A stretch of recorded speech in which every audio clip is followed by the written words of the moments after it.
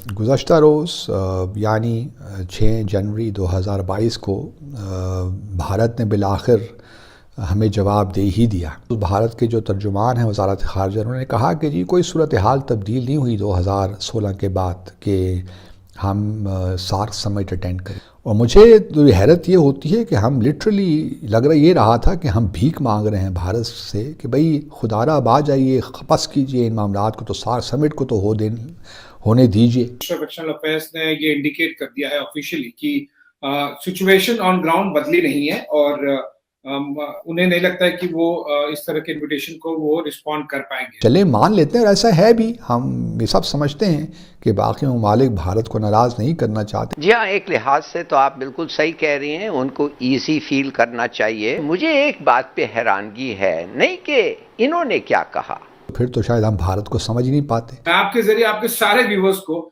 एक thank you करना चाहूंगा, पाकिस्तानी आर्मी और आईएसआई को स्पेसिफिकली, कि आप जो भेज रहे हैं ना वो डबल वैक्सीनेटेड भेज रहे हैं। ये अभी एक लास्ट जो अभी एक एनकाउंटर हुआ है 2 दिन पहले, उसमें सर्टिफिकेट भी मिला। सिनोवैक जो चाइनीज वैक्सीन है वो लगाई थी उन्होंने, डबल वैक्सीन।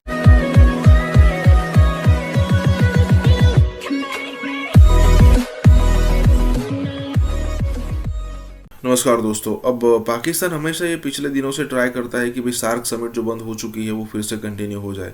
सार्क समिट आप सबको पता होगा कि साउथ एशिया के जितने कंट्रीज़ है उसका एक ग्रुप है और उसमें सबसे बड़ा मेंबर जो है वो इंडिया है, दूसरा सबसे बड़ा मेंबर है पॉपुलेशन वाइज काउंट कीजिए या फिर जो भी काउंट कीजिए वो पाकिस्तान है। अब ये भी हो सकता है कि इंडिया जो है वो एक दूसरा ग्रुप बना ले एक्सेप्ट पाकिस्तान को उसमें शामिल ना किया जाए, लेकिन वो भी नहीं हो रहा है। होगा कोई ना कोई स्ट्रेटेजी जो यहाँ पर हैंडल की जा रही होगी, लेकिन पाकिस्तान ये चाहता है कि सार्क समिट के बहाने ही हम इंडिया के साथ ट्रेड करना शुरू करें या फिर कहीं कि इंडिया के साथ बातचीत शुरू हो। क्योंकि देखिए अभी सिचुएशन ऐसी है कि प्रधानमंत्री मोदी के ऊपर कई सारी चीज़ें को मैसेज जा रहा है कि हम बात करना चाहते हैं, ठीक है, लेकिन बात नहीं हो पा रही क्योंकि जो टॉप हमारी जो लीडरशिप है वही मना कर रही है, क्योंकि हम बहुत मौके दे चुके हैं पहले। यहाँ पर यही बात हो रही है। इसी के साथ ही वीडियो शुरू करते हैं। गुज़श्ता रोज़ यानी 6 जनवरी 2022 को भारत ने बिलाखिर हमें जवाब दे ही दिया। कुछ दिन पहले आपको याद होगा कि पाकिस्तान ने इस ख्वाहिश का इजहार किया था कि हम सार्क समिट करवाना चाहते हैं, 19वीं सार्क समिट, जो पाकिस्तान में नवंबर 2016 में होनी थी, वो नहीं हो सकी। उस वक्त आपको याद होगा 18 सितंबर 2016 को उड़ी अटैक हुआ था, जिसमें 19 या 20 भारत के फ़ौजी मारे गए थे। उसके बाद भारत ने कहा कि जी वो इस्लामाबाद नहीं आ सकता, उन्होंने बायकॉट किया, फिर बाकी ममालिक ने भी बायकॉट कर दिया और वो समिट नहीं हो पाई। तो अब पाकिस्तान ने दावतनामा का इरादा किया है कि जी हम तैयार हैं, और साथ में ये भी कहा है कि अगर भारत के वज़ीर आज़म या सदर नहीं आ सकते तो फिर भारत वर्चुअली ही अटेंड कर ले, ऑनलाइन अटेंड कर ले। तो कल गुज़श्ता रोज़ भारत के जो तर्जुमान हैं वज़ारत ख़ारिजा, उन्होंने कहा कि जी कोई सूरत हाल तब्दील नहीं हुई 2016 के बाद कि हम सार्क समिट अटेंड करें। सार्क समिट तभी अटेंड करेंगे जब पाकिस्तान अपनी जो दहशत गर्द क्रॉस बॉर्डर टेररिज्म की पॉलिसी है उसको तर्क कर देगा। तो चूँकि पाकिस्तान ने अपनी क्रॉस बॉर्डर टेररिज्म की पॉलिसी में कोई तब्दीली नहीं की, तो इसलिए ज़मीनी हक़ाइक़ नहीं तब्दील हुए, तो कोई वजह नहीं बनती कि भारत सार्क समिट अटेंड करे इस्लामाबाद में।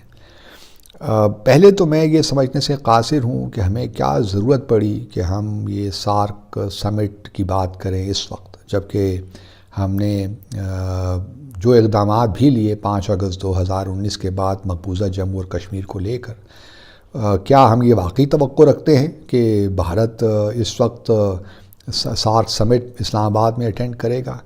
अगर ये हम तवक्को रख रहे हैं या रखते हैं तो फिर या हमारी ये एक किस्म की जो है हमारी असेसमेंट थी, तो फिर तो शायद हम भारत को समझ ही नहीं पाते। और मुझे तो हैरत ये होती है कि हम लिटरली लग रहा ये रहा था कि हम भीख मांग रहे हैं भारत से कि भाई खुदारा अब आ जाइए, खपस कीजिए इन मामलात को, तो सार्क समिट को तो होने दीजिए। तो ये कुछ सही मुझे तो समझ नहीं आई कि हमने क्यों ये किया। और फिर आपको सार्क से मिलना भी क्या है। 1985 से बनी हुई ये ऑर्गेनाइजेशन एक लिहाज से बिल्कुल डिसफंक्शनल है। तो मुझे नहीं समझ आता कि हम क्यों कर सार्क पे इतना फोकस कर रहे हैं। और फिर एक और बड़े मज़े की बात इसमें हुई दोस्तों, चलिए ये तो आपने कर ही दिया, न जाने किस बुनियाद पे किया, क्या आपकी सोच थी। साथ में आपने ये भी कह दिया कि अगर भारत ख़ुद नहीं आना चाहता या सार्क अटेंड नहीं करना चाहता तो कम से कम दूसरे सार्क ममालिक को तो इजाज़त दे दे कि वो सार्क मीटिंग इस्लामाबाद में अटेंड करे, समिट। ये कैसी लैंग्वेज है या कैसी डिप्लोमेसी है। मतलब आप ये कहना चाहते हैं दूसरे ममालिक को कि आपकी कोई इंडिपेंडेंस नहीं है, आप भारत को ब्लाइंडली फॉलो करते हैं। चले मान लेते हैं, और ऐसा है भी, हम ये सब समझते हैं कि बाकी ममालिक भारत को नाराज़ नहीं। पाकिस्तान की तरफ से शाह महमूद कुरैशी साहब ने ये बात कही है। पहले उन्होंने बताया कि भाई हम इसको होस्ट करेंगे, फिर उन्होंने कहा कि हम इंडिया से ये कहेंगे कि वो अगर फिजिकली इसमें शामिल नहीं भी होना चाहता तो इसमें वो वर्चुअली शामिल जरूर हो। तो पहले तो मुझे ये बताइएगा कि भारत के हवाले से क्या मौकिफ है, क्या आपने डिसाइड कर लिया है कि इसमें शामिल होंगे, पाकिस्तान आएंगे, या कि आप ऑनलाइन ही इसमें शामिल होना चाहेंगे? इंडिया ने बहुत क्लियर कर लिया है औलिया, और आपका जो अभी हम डिस्कशन कर रहे हैं बहुत ही परफेक्टली वेल टाइम्ड है, क्योंकि जस्ट कुछ घंटे पहले ही 2-4 घंटे हुए हैं जब मिनिस्टर ऑफ एक्सटर्नल अफेयर्स ने ये इंडिकेट कर दिया है ऑफिशियली कि सिचुएशन ऑन ग्राउंड बदली नहीं है, और उन्हें नहीं लगता है कि वो इस तरह के इन्विटेशन को वो रिस्पॉन्ड कर पाएंगे। तो मुझे लग रहा है कि किसी तरह से सार्क का जो इन्विटेशन है और जो दोनों ऑप्शन दिए गए हैं आपके फॉरेन अफेयर मिनिस्टर द्वारा कि चाहे वो इन पर्सन नहीं तो कम से कम वर्चुअली अटेंड कर लें, सो वो मुझे नहीं लगता है इस तरह का कुछ भी जल्दी हो रहा है। लेकिन आलिया, मैं एक लार्जर क्वेश्चन, आपके क्वेश्चन का आंसर देते समय एक ब्रीफ क्वेश्चन से आपके व्यूअर्स को भी अवेयर कराना चाहूंगा। ये हमें समझना होगा कि सार्क डिसमेंटल हुआ क्यों, डिसफंक्शनल हुआ क्यों। वो इसलिए हुआ primarily because of the Indian government stand कि talks and terror can not go together. और हमने बार बार देखा है, 2016 में भी सार्क वाली बात हो रही थी, तब उरी अटैक हो गया और फिर वापस बालाकोट हो गया। सो इस तरह से हमने देखा है, पुलवामा के बाद में बालाकोट किया इंडिया ने। तो इस तरह से ना हर 2-3 साल में कुछ ना कुछ होता रहा है, और उसका डायरेक्ट या इनडायरेक्ट पाकिस्तानी गवर्नमेंट, आर्मी और ISI से लिंक मिलता रहा। इशू रहता है जो कश्मीर में टेररिज्म स्प्रेड हो रहा है, और उसके लिए मैं आपके जरिए आपके सारे व्यूअर्स को एक थैंक यू करना चाहूंगा पाकिस्तानी आर्मी और ISI को स्पेसिफिकली, कि आप जो भेज रहे हैं ना वो डबल वैक्सीनेटेड भेज रहे हैं। ये अभी एक लास्ट जो अभी एक एनकाउंटर हुआ है 2 दिन पहले, उसमें सर्टिफिकेट भी मिला। सिनोवैक जो चाइनीज वैक्सीन है वो लगाई थी उन्होंने, डबल वैक्सीनेटेड। सो एटलीस्ट चलिए उतना तो केयर किया जा रहा है कि इंडियन आर्मी को इन्फेक्ट ना करे वहां पर। But the issue remains Kashmir में इन्फिल्ट्रेशन करवाना, दैट इज द इशू। और ये आपको आपकी पॉलिटिकल जो क्लास है उसे अपने वर्चस्व के लिए, अपने एग्जिस्टेंस के लिए इस इशू को जिंदा रखना है हमेशा। UAE यूनाइटेड अरब एमिरेट्स ने $100 बिलियन की जो है वो ट्रेड, जो कि नॉन ऑयल होगी, ऑयल इंक्लूडेड नहीं है, उसके अलावा जो है ट्रेड बढ़ाने का फैसला किया। और इस तरह से UAE का सबसे बड़ा जो ट्रेडर है वो इंडिया बन जाएगा, जिसके साथ सबसे ज़्यादा ट्रेड कर रहा है UAE। वो पाकिस्तान जिसने पूरी जिंदगी मुस्लिम उम्मा को रोक के रखा कि वो भारत के साथ ताल्लुकात ना बनाए। मुत्तहिदा अरब इमारात में बहुत से इंडियंस हैं जिनका अपना मतलब बिजनेस है वहाँ पे, और बहुत से बिजनेस हैं, एक नहीं बहुत से बिजनेस हैं। पाकिस्तान उसके मुकाबले में कुछ भी नहीं है। भारत में जाके $100 अरब की इन्वेस्टमेंट की बात की। इंडिया ज़्यादा उन्हें एक स्टेबल इकोनॉमी और स्टेबल ऑफर दे रहा है so far as the trade is concern. उन्होंने राफेल तैयारे खरीदे तो उसको उसकी मेंटेनेंस तो इंडिया के अंदर होगी, तो वो फ्रांस ने उनको टेक्नोलॉजी उसके साथ ट्रांसफर की है। अफसोस के साथ ये मैं कहूंगा कि जब F-16 खरीदे गए थे तो साथ टेक्नोलॉजी ट्रांसफर को निगलेक्ट किया गया था, जिसकी वजह से हमारे अक्सर F-16 जो है वो ग्राउंड रहते हैं। पछता रहे हैं और भी पछताएंगे, इसलिए उधर बैठ के क्या कर रहा है। भारत की जो ताल्लुकात हैं ये पाकिस्तान पे को असरअंदाज हो सकते हैं। बिल्कुल असरअंदाज, बल्कि हो रहे हैं असरअंदाज। हम आगे बढ़ना चाहते हैं मगर ये ऑल कंट्रीज जो है ना वो हमें आगे आने नहीं देना चाहते। उनका एक ही मकसद है कि जी मुसलमानों को दबा दो। इसी वजह से ये लोग दूसरे ममालिक के साथ तो करते हैं डील्स, हमारे साथ नहीं करते। भारत कस्टमर है, आप फकीर हैं, आप मांगते हैं वो चीजें, वो पार्टनर है, आप पैसे मांगते हैं।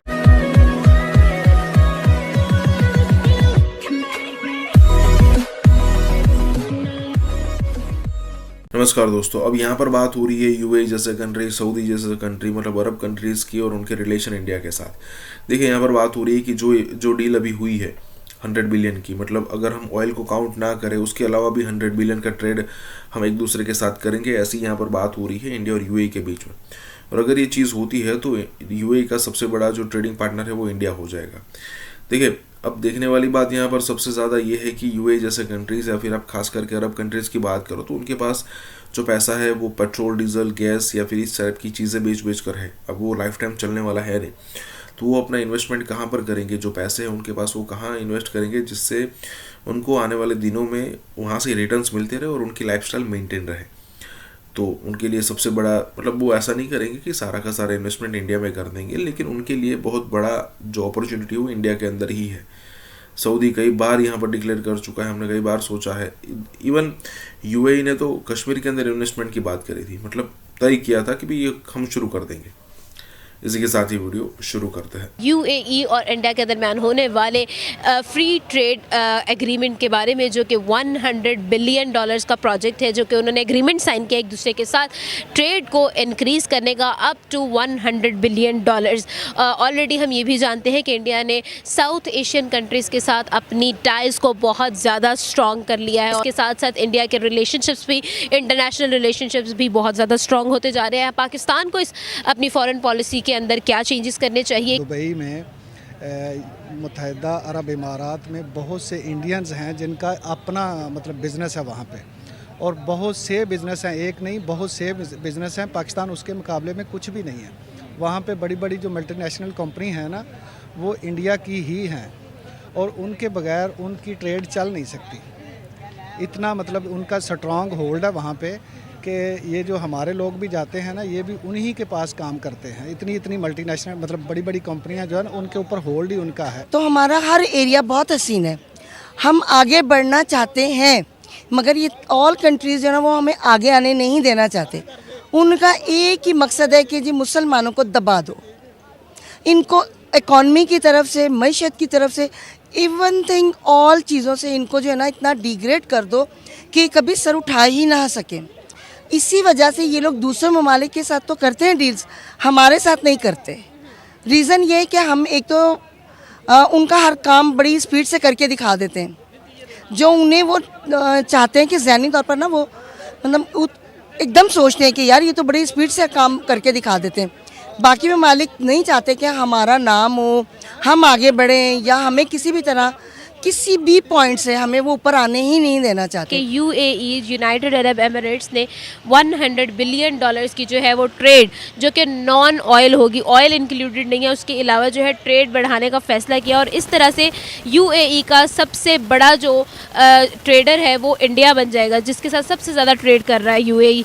क्या लगता है, किस तरह का ओपिनियन रखते हैं आप इसके बारे में? जी देखिए, डेफिनेटली इंडियन मार्केट जो है ये इंटरनेशनली बीट कर रही है हर सेक्टर के अंदर, साउथ एशिया के अंदर बाकी तमाम कंट्रीज़ को। और उसके साथ ही पाकिस्तान उनका आपको पता है नेबर है, तो इसके साथ तो हमेशा से उनकी इस तरह से रही है कि उनको बीट। इस वक्त सऊदी अरब के जो लैंड फोर्सेस चीफ हैं उन्होंने इंडिया का पहली दफ़ा विजिट किया है। तो आप इसको कैसे देखते हैं कि वो पाकिस्तान जिसने पूरी जिंदगी मुस्लिम उम्मा को रोक के रखा कि वो भारत के साथ ताल्लुकात ना बनाए और कश्मीर के ऊपर जो है वो खास किस्म की एक पोजीशन थी, ये जो विजिट है, जिस तरह आपको पता है जनरल नरवाने पिछले साल गए थे यूएई और सऊदी अरब का विजिट किया, और अभी सऊदीज का इंडिया आना, क्या आप समझते हैं कि सऊदी अरब और भारत के जो ताल्लुकात हैं ये पाकिस्तान पे को असरअंदाज हो सकते हैं और कश्मीर के मसले पे भी को असरअंदाज हो सकते हैं? बिल्कुल असरअंदाज, बल्कि हो रहे हैं असरअंदाज। उसकी वजह यह है कि मैं आपको यहाँ पे याद कराना चाहूंगा कि सऊदी अरेबिया और ओआईसी की जो पोजीशनिंग कश्मीर की थी, जब पाकिस्तान ने उस पर इजलास बुलाने की कोशिश की थी तो सऊदी अरेबिया ने बड़ा बुरा मनाया था। यहाँ पे मैं उस जो उनका ट्रिप है उसको इसके साथ भी कंपेयर करूंगा कि Saudi Arabia is going through major reforms. अपनी आइडियालॉजी, अपनी उनकी पूरी इंटरनेशनल इमेजिंग, जिस तरीके से अपना वो झंडा तब्दील कर रहे हैं, अपना तराना तब्दील कर रहे हैं। आज एक नई खबर आई है कि उन्होंने हिजाब की पाबंदी भी खत्म कर दी है। उसी तवातर के साथ वो दुनिया के साथ नए रिलेशनशिप बनाना चाहते हैं। यहाँ पे ये भी मैं ऐड करूंगा कि सऊदी अरेबिया डायरेक्ट ईरान से बातें भी कर रहा है, और उसकी वजह उसकी वजूहात कुछ इस तरह की हैं कि जिस तरह आपने खुद फरमाया कि इस्लामिक कंट्रीज, एक तो वो इस्लामिक उम्मा वाला कॉन्सेप्ट जो है वो खत्म होता नजर आ रहा है। उसकी वजह ये है कि अब इस्लामिक ममालिक अपने मुआशी मफादात को मद्देनजर रखकर अपने रिलेशनशिप बना रहे हैं। भारत के साथ आपको मैं ये भी बताना चाहूंगा कि जब 370 कश्मीर का मसला था, जब पाकिस्तान एंगेज था पूरे तरीके से कश्मीर में, उस वक्त आपकी मिडल ईस्ट स्टेटें जो थी वो बुला के मोदी साहब को अपने हाईएस्ट अवार्ड देती रही। फिर उसके बाद दुबई ने जाके कश्मीर के अंदर हैवी इन्वेस्टमेंट के जो प्रोजेक्ट हैं वो शुरू कर दिए।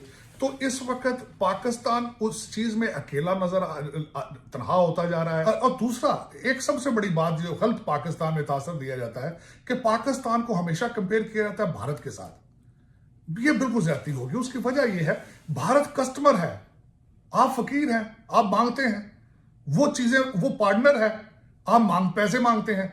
आपके रिलेशनशिप, आप किसी मुल्क के साथ रिलेशनशिप को रिलेशनशिप नहीं समझते जब तक वो डॉलर ना दे। नहीं, मैं फैक्ट कह रहा हूं। अगर अमेरिका आपके साथ रिलेशनशिप ठीक करना चाहता है तो आपकी तरफ से पहली चीज ये आएगी कि हमें डॉलर दें तो रिलेशनशिप ठीक हो जाएंगे। अच्छा, उसमें जिस तरीके से इंडिया भारत अपने आप को स्ट्रॉन्ग करता जा रहा है, मैं यहां ये बताना चाहूंगा कि डिफेंस के लिहाज से जो देखा गया है, जो इंटरनेशनल कॉन्ट्रैक्ट्स जब आप पढ़ते हैं, जब आप एक टेक्नोलॉजी बाय करते हैं तो जाहिर उन्होंने राफेल तैयारे खरीदे तो उसकी मेंटेनेंस तो इंडिया के अंदर होगी। तो वो फ्रांस ने उनको टेक्नोलॉजी उसके साथ ट्रांसफर की है।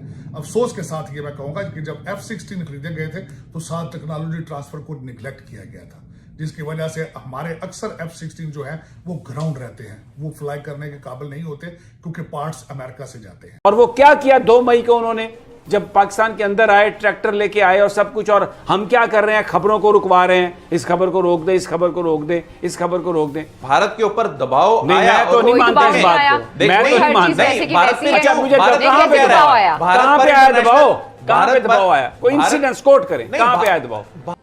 अभी पिछले दिनों उन्होंने 2 मुख्तलिफ जगहों पे वो उन्होंने न सिर्फ LOC क्रॉस की अंदर आए, बल्कि उन्होंने सीधी हमें तो पूछा ही नहीं किसी ने, तो हम इंडिया के साथ डायरेक्ट बात क्यों ना करें, क्योंकि पाकिस्तान तो इस पोजीशन में नजर नहीं आ रहा।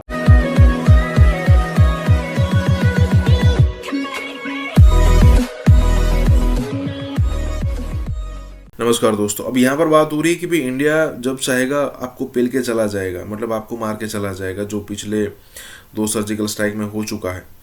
इंडिया जब चाहेगा तब ऐसी सिचुएशन करेगा, लेकिन आपसे बात नहीं करेगा।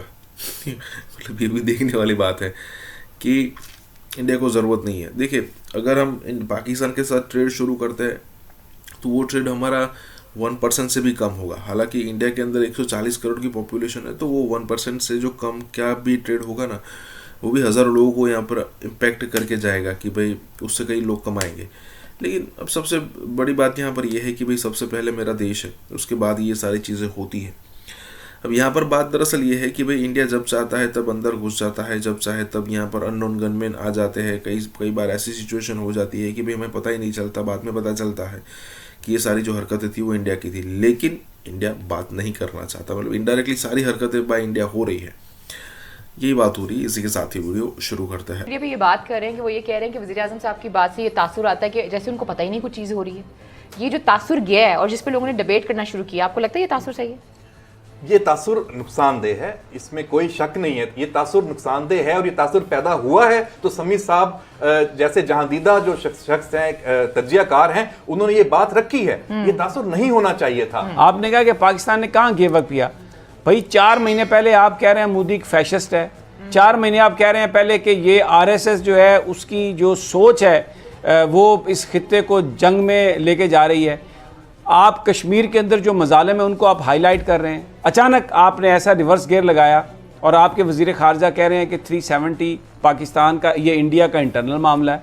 फिर उसके बाद आप ये कह रहे हैं कि जी 370 को छोड़ें, 35A जो है वो यानी जो जिस आप सेटलमेंट की बात कर रहे हैं 1.5 लाख से ज़्यादा वो डोमिसाइल इशू कर चुके हैं भारत वाले।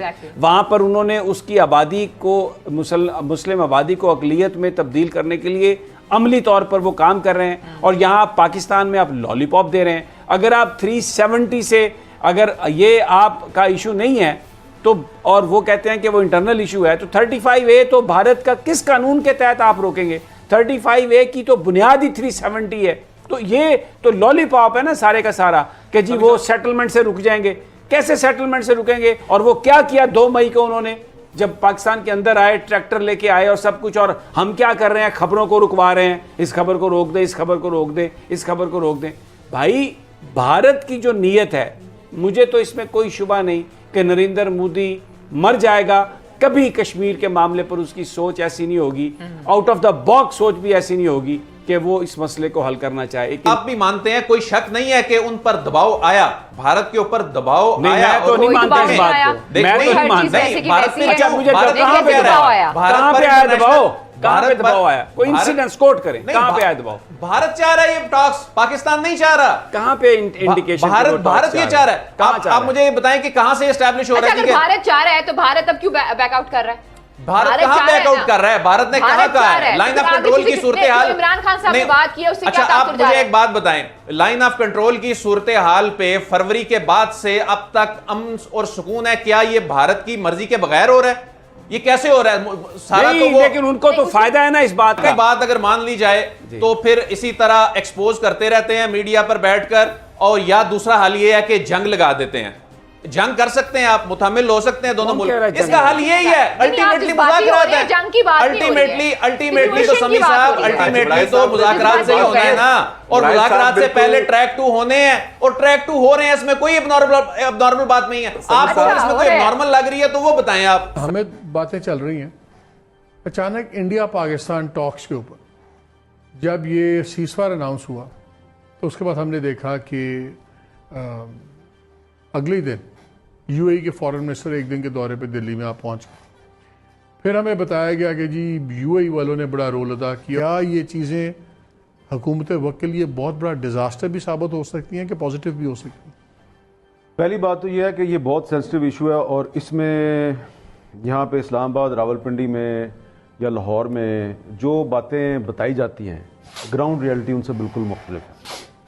यहाँ पर यह बताया जाता है जी कि ये जो पाकिस्तान और इंडिया के दरमियान फरवरी 2021 में जो सीज़ फायर एग्रीमेंट हुआ है, इसके बहुत अच्छे नताइज निकल रहे हैं, बड़ा ज़बरदस्त है जी, इसके बाद सब कुछ ठीक हो गया। लेकिन अभी पिछले दिनों उन्होंने दो मुख्तलिफ जगहों पे वो उन्होंने ना सिर्फ LOC क्रॉस की अंदर आए, बल्कि उन्होंने सीधी सिविलियन आबादी पे फायरिंग भी की है। ठीक है जी, आपके फॉरेन ऑफिस ने उसको कंडेम किया। हम बार बार कर रहे हैं, आप रिस्पॉन्ड बैक करें, आपने रिस्पॉन्ड बैक नहीं किया। अब अगर आप रिस्पॉन्ड बैक नहीं करें तो इसका मतलब यह है कि आप शायद किसी मजबूरी में आप सीज फायर को कामयाब बनाना चाह रहे हैं, या आप पर कहीं से कोई प्रेशर है। तो जो ग्राउंड रियलिटी है वो बिल्कुल डिफरेंट है, यहाँ जो बातें होती हैं वो बिल्कुल डिफरेंट है।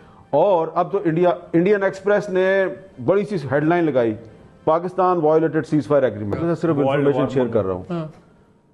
श्रीनगर में जो APHC के जो मॉडरेट लोग हैं, उनके साथ इंडिया ने एंगेजमेंट करने की कोशिश शुरू कर दी है। उनको कहा ये देखें, ये पाकिस्तान जो है ये हमारे साथ बातचीत डायरेक्ट करता है, आपको तो शामिल नहीं करता। आप कहते हैं हमें शामिल करो, आप हमारे से डायरेक्ट बात करें। तो उन्होंने अब सलाह मशवरा शुरू कर दिया कि यार वाकई ये जो सीज फायर एग्रीमेंट हुआ है फरवरी में, हमें तो पूछा ही नहीं किसी ने, तो हम इंडिया के साथ डायरेक्ट बात क्यों ना करें, क्योंकि पाकिस्तान तो इस पोजीशन में नजर नहीं आ रहा। और खास तौर पे जो पाकिस्तान के मीडिया के जरिए जो खबरें फैलाई गई हैं, उसके बाद अगर APHC इंडिया के साथ डायरेक्ट बातचीत शुरू कर दे बाय पासिंग पाकिस्तान, तो आपको सरप्राइज नहीं होना चाहिए। सबसे इंपॉर्टेंट बात यह है कि इंडिया जो है वो अब राजी हो गया है पाकिस्तान से बात करने के लिए। हम तो पहले भी बात करना चाह रहे थे, इंडिया नहीं मान रहा था, और इंडिया के मानने की वजह इंटरनल भी है, रीजनल और एक्सटर्नल भी है। क्या गवर्नमेंट और फौज इस मामले में एक ही पेज पे हैं, अप्रोच पे, क्योंकि उसकी पॉलिटिकल कीमत तो सिविलियन गवर्नमेंट को पड़ सकती है? देखिए, अगर आप ये कह रहे हैं कि दोनों मुज़ाकरात इवेंचुअली चाहते हैं, तो ये तो प्राइम मिनिस्टर ने 10 दफा कहा है, बल्कि इवन रिसेंटली कहा है। एक चीज जो बदली है, आमिर भाई ने भी कहा कि इंडिया मुज़ाकरात नहीं चाहता था, आ गया है। जब से स्टेटस बदला गया था तब से हम मुज़ाकरात के लिए तैयार नहीं थे, हम भी मान गए हैं। ठीक है, हमने कहा था पहले ये बाइडेन का फर्क पड़ा है, बाइडेन एडमिनिस्ट्रेशन का आना और ये सारी चीजें। देखिए ये इस्लामाबाद तो ये सोचता है, ये इस्लामाबाद की सोच बता दूं, पिंडी क्या सोचता है मैं बड़ा क्लियर नहीं उस बारे में, बड़ा हमने कोशिश की थी जानने की कि क्या सोच रहे हैं, वाई मिले ना उनसे पूछे ना, मिलके पूछे हमें इस्लामाबाद का ख्याल है कि शायद वो अपने आप को समझ रहे हैं कि हम फंस गए, एक बंद गली में आ गए। आज अमेरिकी रेटिंग एजेंसी ने पाकिस्तान के लिए खतरे की घंटी बजा दी। फिच रेटिंग एजेंसी के मुताबिक रुपया एशिया की बदतरीन कारकर्दगी की हामिल करेंसी बन गया है। अगले चंद माह के दौरान मुल्क में डॉलर की कदर तेजी से बढ़ेगी। खदशा है कि डॉलर के मुकाबले में रुपया 180 दर्जे गिर जाएगा। रुपए की तनज़ली का सिलसिला अगले बरस भी जारी रहेगा। इम्कान है कि 2022 के आगाज में $1 200 रुपए का हो जाएगा और इसकी वजह से तकरीबन 1656 बिलियन का कर्ज चढ़ गया है आज तक, as we speak, without boring a single dollar. अब हुकूमत डॉलर कमाने का नया तरीका ढूंढ निकालने की कोशिश में एक तरीका निकाल लाई है। खबर यह है कि भंग की काश्त अब हुकूमत की जेर निगरानी होगी। वफाकी वज़ीर साइंस टेक्नोलॉजी शिबली फराज ने आज भंग की काश्त के सरकारी मंसूबे का बाकायदा इफ्तिताह कर दिया है। मुल्क में महंगाई हर गुजरते दिन के साथ बढ़ती जा रही है। आज भी तमाम दिन खबरें चलती रही हैं कि आटा अब जो चक्की का आटा है वो 80 रुपए फी किलो तक पहुंच गया। गवर्नमेंट सोच रही है कि जी हम भंग उगाएंगे और उससे डॉलर कमाएंगे। मैं कहता हूँ क्या बात है, क्या अप्रोच है इन लोगों की।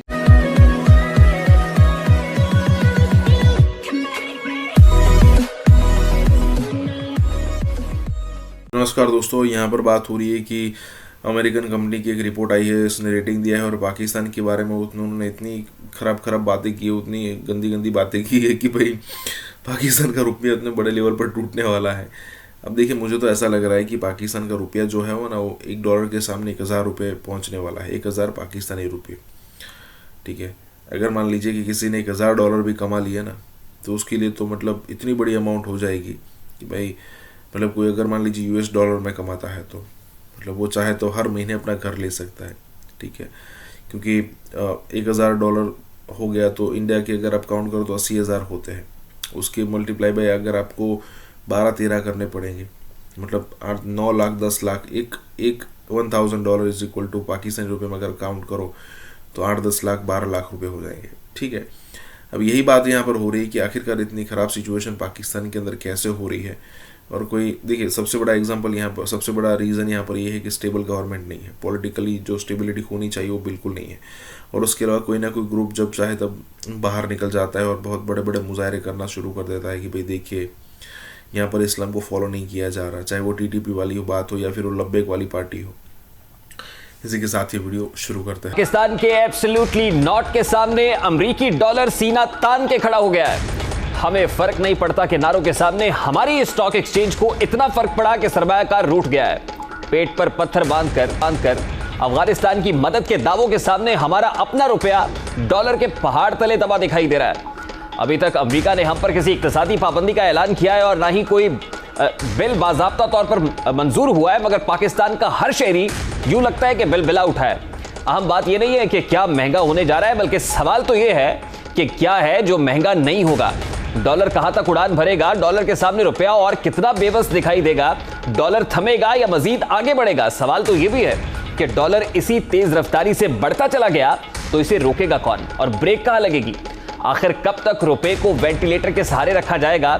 इन्हीं सवालात के बीच आज अमेरिकी रेटिंग एजेंसी ने पाकिस्तान के लिए खतरे की घंटी बजा दी। फिच रेटिंग एजेंसी के मुताबिक रुपया एशिया की बदतरीन कारकर्दगी की हामिल करेंसी बन गया है। अगले चंद माह के दौरान मुल्क में डॉलर की कदर तेजी से बढ़ेगी। खदशा है कि डॉलर के मुकाबले में रुपया 180 दर्जे गिर जाएगा। रुपए की तनज़ली का सिलसिला अगले बरस भी जारी रहेगा। इम्कान है कि 2022 के आगाज में $1 200 रुपए का हो जाएगा। यही नहीं बल्कि अगले चंद माह में पाकिस्तान में महंगाई का एक बड़ा तूफान आने का खदशा भी है। रेटिंग एजेंसी के मुताबिक करेंसी की कदर की वजह पाकिस्तान की बिगड़ती हुई तिजारत, सख्त अमरीकी मालियाती पॉलिसी, पाकिस्तान से बाहर और अफगानिस्तान में अमरीकी डॉलर के बहाव के बाइस है। मुल्क में डॉलर तारीख की बुलंद तरीन पहुंचा हुआ है और पेट्रोलियम मसनूआत की कीमतों में इजाफे के बाद आम आदमी सख्त मुश्किलात से दो चार है। पेट्रोल और डॉलर की कीमतें रिकॉर्ड सतह पर पहुंच चुकी हैं, जिससे मजदूर तबका ज्यादा मुतासर हो रहा है। इसी तरह परेशानियों के बीच आज हुकूमत ने गुज़श्ता 3 माह के दौरान 7वीं मरतबा अवाम पर पेट्रोल बम गिराने की तैयारी कर ली है। ये इकोनॉमिक्स के उसूल के खिलाफ हुआ है। इसका मतलब यह है कि ये जानबूझकर किया गया है इसको, और इसकी वजह से तकरीबन 1656 बिलियन का कर्ज चढ़ गया है आज तक as we speak without borrowing a single dollar, और 66 बिलियन का इंटरेस्ट पेमेंट इस पर चढ़ गया। तो आपके बजट पे प्रेशर, आपके डेट पे प्रेशर, महंगाई तो जो होगी वो तो होगी, और जो हमारे इंडस्ट्रीज हैं वो नॉन कॉम्पिटिटिव होंगे क्योंकि उनके जितने भी इंपोर्टेड इनपुट्स हैं जो तकरीबन ऑन एवरेज 60% होते हैं, उन सब की कीमतें बढ़ जाएंगी। इस वक्त अवाम की सबसे बड़ी परेशानी महंगाई है। रुपया बेकदरी की नई पस्तियों में गिरा है, डॉलर 173 की नई रिकॉर्ड बुलंदियों पर है, पेट्रोल फिर से महंगा होने की खबरें अवाम का दिल दहला रही हैं। 1 अक्टूबर से पेट्रोल 5 रुपए महंगा होने का इम्कान है। फैसला वजारत खजाना ने वज़ीर आज़म की मुशावरत से करना है। बिजली की बात करें तो फी यूनिट कीमत भी 2 रुपए तक इजाफे की खबरें हैं। अब ये खबरें सुनकर अवाम घबराएं ना तो क्या करें, लेकिन वज़ीर आज़म इमरान खान ने फिर नई तसल्ली दे दी है। वो नई तसल्ली लेकर आ गए हैं। कहते हैं महंगाई की ये लहर आर्जी है जो सी पैक मंसूबों की रफ्तार तेज होने से खत्म हो जाएगी। दूसरी जानिब अवाम का हाल ये है कि खुशी से मर ना जाते गर एतबार होता, क्योंकि 3 साल से यही तसल्लियां सुनते सुनते अब अवाम के कान पक चुके हैं। लेकिन दूसरी तरफ हुकूमत भी क्या करे, कभी IMF के मुतालबे, कभी कोरोना के झटके और कभी अपोजिशन के सियासी धक्के उसे संभलने ही नहीं दे रहे। फिर भी कोशिश जारी है और अब हुकूमत डॉलर कमाने का नया तरीका ढूंढ निकालने की कोशिश में एक तरीका निकाल लाई है। खबर यह है कि भंग की काश्त अब हुकूमत की ज़ेरे निगरानी होगी, जिससे तैयार होने वाली मसनूआत से 3 साल में $1 अरब ज़र मुबादला हासिल होगा।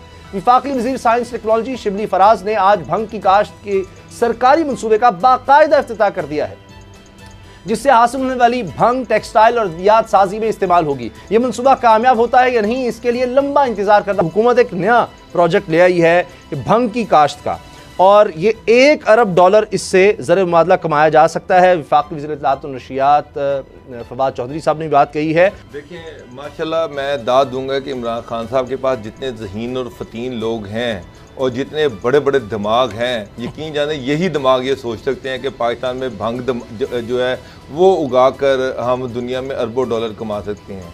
इससे बेहतर दिमाग इमरान पाकिस्तान में अवेलेबल नहीं है खान साहब को। इससे बेहतर लोग जो हैं वो नहीं, मेरा ख्याल है कि इतने ज़हीन फ़तीन लोग जो हैं ये कि आप सोचें कि वो इस क्राइसिस में वो ये कह रहे हैं कि भंग उगाएं और भंग के ज़रिए से डॉलर कमाएं।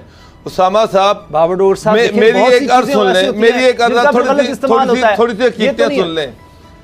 यहाँ पर गवर्नेंस के ये हालात हैं कि 11 बजे से पहले कोई अफसर अपने दफ्तर में नहीं होता। प्राइम मिनिस्टर खुद कह रहा है कि लाइन लॉसेस हो रहे हैं। यहाँ पर लाहौर के अंदर मैं आपको ले जाता हूँ, अंधाधुंध खुले आम सरे आम बिजली चोरी हो रही है।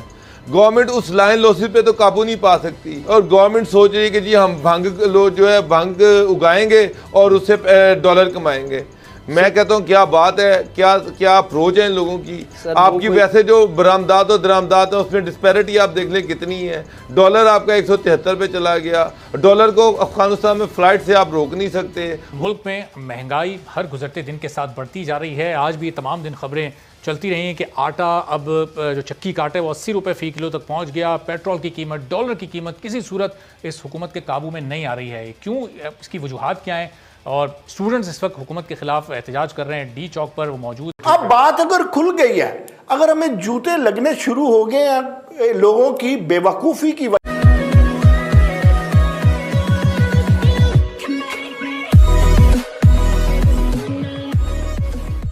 नमस्कार दोस्तों, अभी ये रिपोर्ट तो बहुत ही आम हो चुकी है कि जब चाहे तब कोई ना कोई कंट्री पाकिस्तान की एयरलाइन को बैन कर देता है।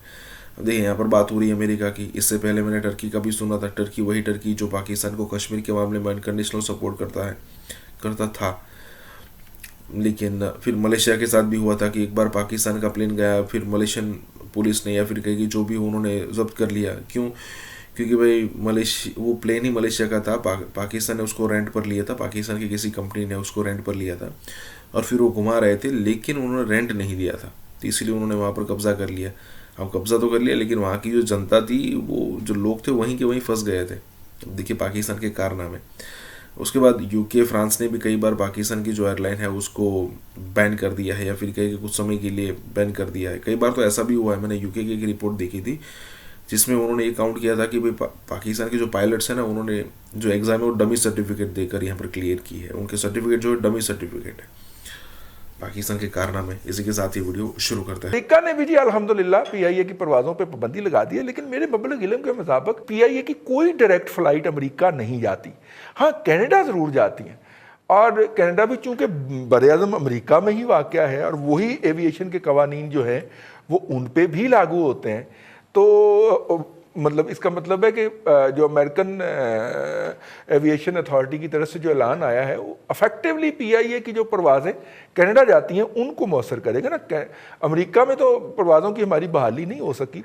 हाँ, ईस्ट वेस्ट अमेरिकन जो एक प्राइवेट एयरलाइन है उसकी एक फ़्लाइट आती है, वो भी रास्ते में एक स्टॉप ओवर करते हुए आती है। डायरेक्ट फ़्लाइट कोई नहीं है ना अमेरिका की किसी एयरलाइन की to any station of Pakistan, और ना पाकिस्तान की किसी एयरलाइन की to any station of America.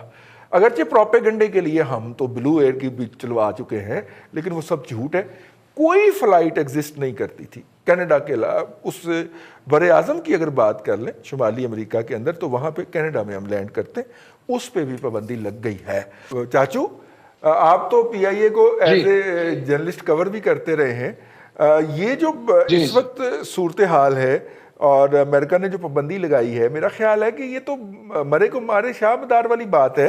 अभी हम यूरोपियन यूनियन ने अपने एविएशन के जो उनका अदारा है उन्होंने हमें कांटेक्ट किया है, यूके वालों ने किया है कि जी आप हमें इसके हवाले से जस्टिफिकेशन दें, और ऊपर से फिर एक और खबर आ गई।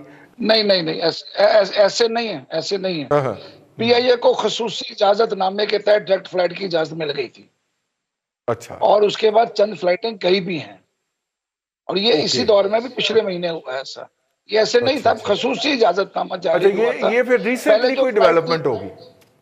जी, लास्ट में। और पिछले और उससे पहले जो फ्लाइट थी वो बर्मिंघम या मैनचेस्टर रोक के जाती थी।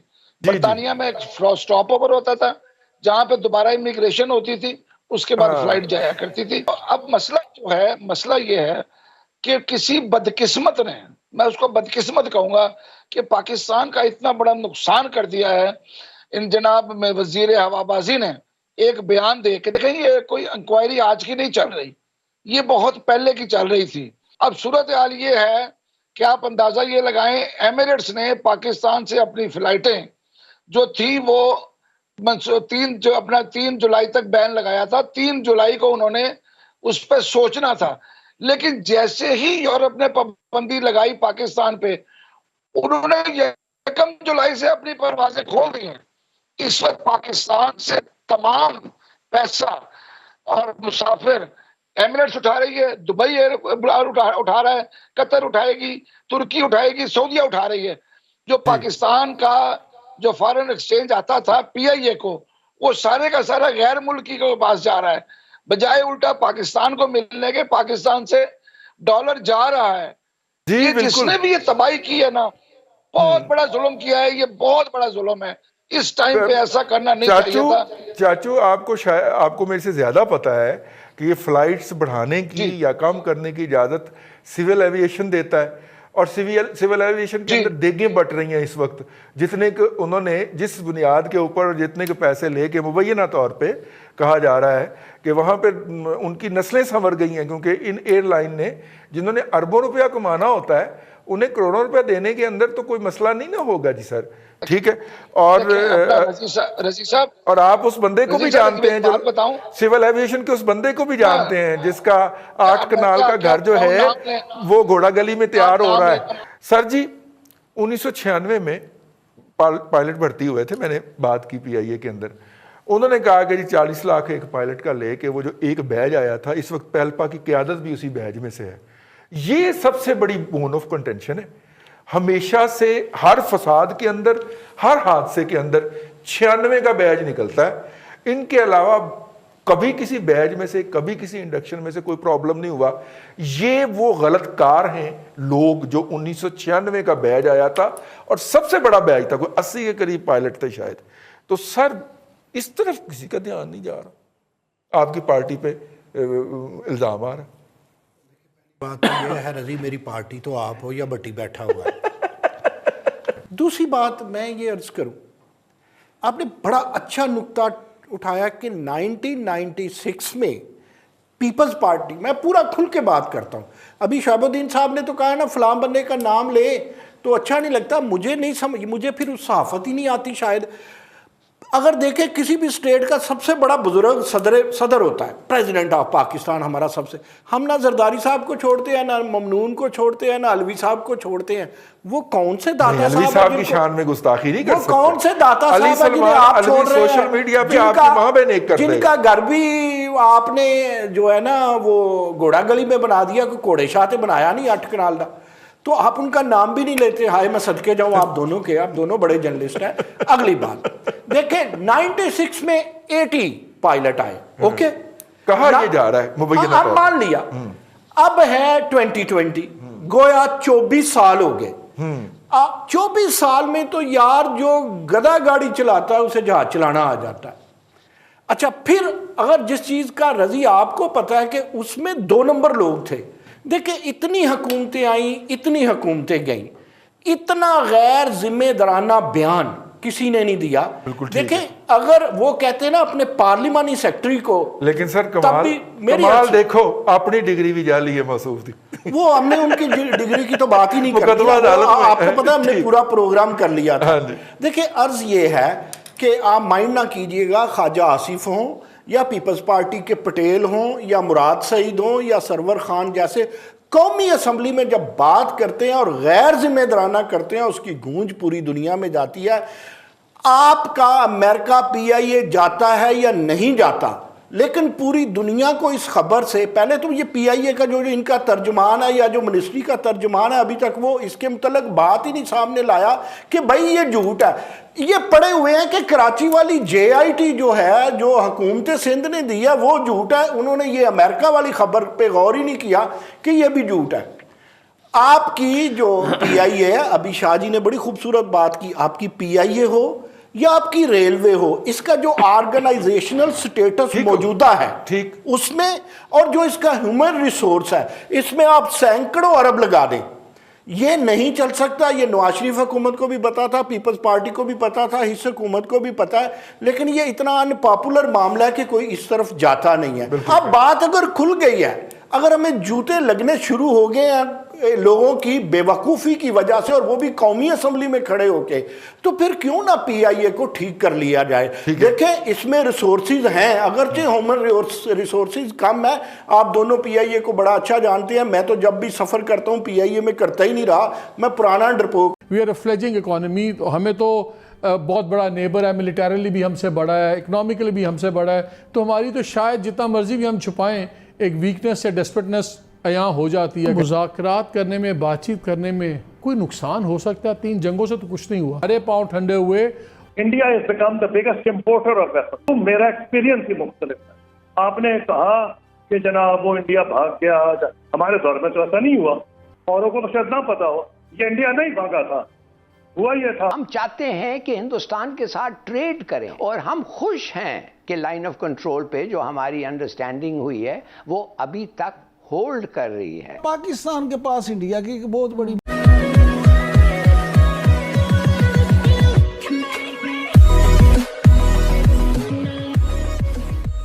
नमस्कार दोस्तों, अब जब कभी भी आप पाकिस्तान के अंदर इंडिया के बारे में डिस्कस हो रहा है तो आप यही चीज़ सुनोगे।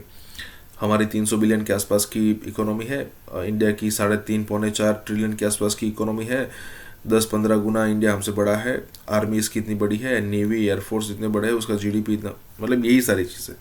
लेकिन कभी आप ऐसा नहीं सोचोगे कि भाई इंडिया के, पाकिस्तान के पास 20-22 करोड़ की पॉपुलेशन है, इंडिया की 135-40 करोड़ की पॉपुलेशन है, हम अगर साथ में मिलकर काम करें तो कौन कौन से झंडे गाड़ सकते हैं। ऐसी कभी बात नहीं आएगी कि अगर मान लीजिए कि इंडिया बहुत बड़ी मंडी है, वो कहते रहते हैं ना कि इंडिया बहुत मंडी है, तो बहुत बड़ी मंडी है तो दुनिया इसीलिए यहाँ पर आती रहती है, मतलब दुनिया जो है वो झुकती है इंडिया के सामने जस्ट बिकॉज ऑफ कि उसका मिडिल क्लास बहुत बड़ा है, तो पाकिस्तान भी उसका बेनिफिट ले सकता है। ऐसी बात आप कभी नहीं सुनोगे, बस यही सुनोगे कि हमारे पड़ोस में इतना बड़ा कंट्री है और उसकी एक्सपेंडिचर डिफेंस में इतनी बड़ी है तो हमें कुछ बड़ा करना पड़ेगा।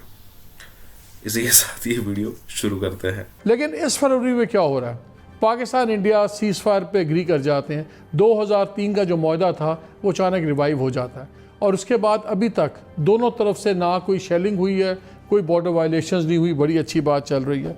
फरवरी 2021 के अंदर ही यूएई के फॉरेन मिनिस्टर आते हैं इंडिया में और बातचीत करते हैं।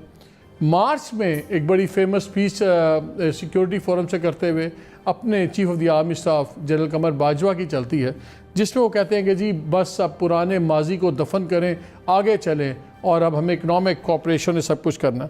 ये अचानक हो क्या रहा है? इंडियन मीडिया की जो लीक्स हैं उसके मुताबिक वो सारा मलबा डालते हैं पाकिस्तान पे कि ये 2018 से कमर जावेद बाजवा साहब जब गए थे लंदन तो इन्होंने भारतीय कह रहा हूँ इंग्लिश अपने काउंटर पार्ट से बात की, और उन्होंने और यूके और यूएई ने इसमें रोल प्ले किया। वो कहते हैं कि ये लोग बात करने छेड़ने पे आमादा थे, हम कहते हैं वो कर रहे, चले खैर डजंट मेक ए डिफरेंस किसने शुरू की किसने शुरू नहीं की। फ़ौज का क्लियर इंडिकेशन आ गया है कि फ़ौज डायलॉग को सपोर्ट कर रही है, फ़ौज चाहती है, और of the camera off the record हमारे से भी जितनी अस्करी क़यादत की बातें हो रही हैं वो भी एक चाहते हैं कि फ़िज़ा बने जहाँ पे इसकी पॉजिटिविटी की बात हो।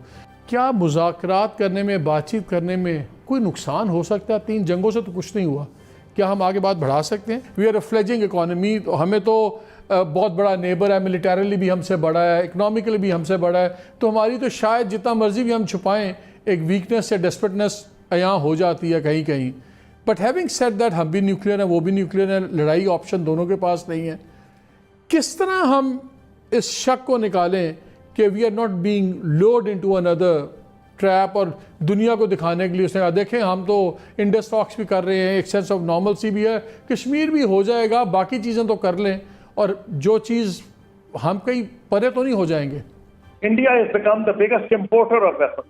उसकी कई वजूहात हैं, तो मेरा माइंडसेट और है, इसलिए मैं मैटर्स को और तरीके से देखता हूँ। नंबर 2, मेरा एक्सपीरियंस ही मुख्तलिफ है। आपने कहा कि जनाब वो इंडिया भाग गया, हमारे दौर में तो ऐसा नहीं हुआ। मैं at least I should know, if there are 2 or 3 people who know, I know that, President Musharraf knows that, और पाकिस्तानी साइड पे देन फॉरेन सेक्रेटरी रियाज मोहम्मद खान knows, औरों को तो शायद ना पता हो, ये इंडिया नहीं भागा था।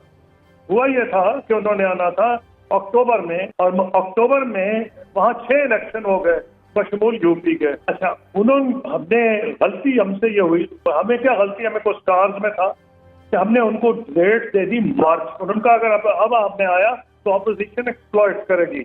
हमें बात समझ आ गई तो हमने कहा अच्छा आप आ जाए मार्च में। मार्च में all hell lot was let loose जब प्रेसिडेंट का क्राइसिस हो गया, और जब उन्होंने इफ्तिखार मोहम्मद चौधरी साहब को चीफ जस्टिस के ओहदे से हटाया, तो पाकिस्तान में जो हालात थे आप अच्छी तरह जानते हैं। आप हैरान होंगे कि मुझसे प्रेसिडेंट मुशर्रफ ने पूछा जब वो सारी तबाही आई हुई थी सड़कों पे, तो जी कसूरी साहब आपका क्या ख्याल है कि अगर वो अब मनमोहन सिंह आ जाए? तो मैंने कहा सर बिल्कुल ना बुलाएं। क्या लगे क्यों? मैंने कहा आज आप सोना कहेंगे तो ऑपोजिशन कहेगी ये पीतल है, और पाकिस्तान का मीडिया आपके खिलाफ है, पाकिस्तान की बार आपके खिलाफ है, पाकिस्तान की सिविल सोसाइटी आपके खिलाफ है, सड़कों पे निकली है। इसलिए ये बिल्कुल गलत टाइम है जो हम कर रहे हैं, यही हल है, आज नहीं तो बाद में हो जाएगा। तो इसलिए पहली बात तो यह है कि उन्होंने रिफ्यूज नहीं किया। मुझे ये समझाइए कि वहाँ पे अमित शाह, मोदी, डोवल, ये वो लोग हैं जो अपने आप को हिंदुत्व की तारीख में एक मुकाम चाहते हैं। ये पॉलिटिक्स नहीं है, इनके लिए पावर में आना भी मीन्स टू एन एंड था। ये इलेक्शन जीतने के लिए नहीं कर रहे, इन्होंने इलेक्शन जीता था हिंदुत्व के लिए और पूरे इंडिया को उस पर ले आए। जो डोवल की डॉक्ट्रिन थी कि हर क्राइसिस का एक लाइफ होती है और उसके बाद आप क्रश कर सकते हैं, वो उसकी क्राइसिस क्रशिंग रिजल्ट्स भी मिल रहे हैं उनको कश्मीर में। उन्होंने स्टेटहुड ख़त्म कर दिया, उन्होंने सब कुछ बाकी भी राइट्स ले लिए, डेमोग्राफिक चेंजेस भी कर रहे हैं। वो क्यों इस वक्त बात करना चाहते हैं? क्या वो ये चाहते हैं कि हमारे और हुर्रियत या दूसरी लीडरशिप है उनमें पहले जो शक व शुबहात हैं वो और बढ़ जाएं? लेट्स टॉक ब्लंटली, आप ये कह रहे हैं if I get it right कि पहले फौज का व्यू पॉइंट और था, अब फौज चेंज हो गई। नहीं, मेरा पॉइंट ये है कि फौज का व्यू पॉइंट हमेशा जो होता है वो एक नेशनलिस्टिक सिक्योरिटी पर्सपेक्टिव से होता है। आपको क्या लगता है भारत ऐसी कोई खुफिया पेशकश क्यों करेगा, और अगर कर रहा है तो क्या उस पर पाकिस्तान कोई कॉम्प्रोमाइज़ कर सकता है, ख़ासतौर पर जबकि वो 5 अगस्त का जो इक़दाम है वापस नहीं अभी लिया इंडिया ने? देखिए, हमारा ख्वाहिश ये है, हमने ये नहीं कहा है कि हम हिंदुस्तान से किसी चीज़ पे नहीं बात करेंगे। तो कश्मीर के बारे में इनकी बात नहीं हो रही है। बात हुई थी लाइन ऑफ कंट्रोल पे, वो एक एग्रीमेंट निकल आया था। बात असल ये है कि हम चाहते हैं कि कश्मीर का मसला पीसफुली थ्रू डायलॉग सेटल हो। हम चाहते हैं कि जो भी हो हिंदुस्तान के साथ पीसफुली हो। हम चाहते हैं कि हिंदुस्तान के साथ ट्रेड करें, और हमें पता है कि वो चाहते हैं कि हमारे थ्रू वो अफगानिस्तान, ईरान और सेंट्रल एशिया जाएं। और हम खुश हैं कि लाइन ऑफ कंट्रोल पे जो हमारी अंडरस्टैंडिंग हुई है वो अभी तक होल्ड कर रही है। Very good. साहब चलिए, ये तो आपका बड़ा फर्म पॉइंट ऑफ व्यू आ गया, लेकिन इमरान साहब, इनका तो स्टेटेड मौक़िफ़ ये था इस गवर्नमेंट का, प्राइम मिनिस्टर ऑफ पाकिस्तान का, कि जब तक 5 अगस्त वाला मामला वापस नहीं होगा कोई भी टॉक्स नहीं होंगे इंडिया से। देखिए, बात ये है कि ये बयानात होते रहते हैं, लेकिन बैकडोर जो है मामला वो भी चलते रहते हैं। बैकडोर चैनल कभी भी बंद नहीं हुए। लेकिन दूसरे जो इश्यूज हैं, जिसे हिलाली साहब ने जो बात की थी कि अगर ताल्लुकात बेहतर होते हैं तो इन दोनों की तिजारत ही प्रॉपर शुरू हो जाती है ना, तो दोनों मुल्कों को बड़ा फ़ायदा। फिर इंडिया को इस रास्ते से ना सिर्फ ये कि पाकिस्तान की एक मार्केट मिल रही है, बल्कि वो अफगानिस्तान और सेंट्रल एशिया और पता नहीं कहाँ कहाँ जा सकता है। आप कैसे कह सकते हैं कि आप हिंदुस्तानी नहीं है? देखिए, लेकिन हमको ब्रेन वॉश करके कहा कि तुम हिंदुस्तान से नहीं हो, तो we are an artificial entity. India में जब कराची था तब शिवरात्रि किस तरह मनाई जाती थी कराची में?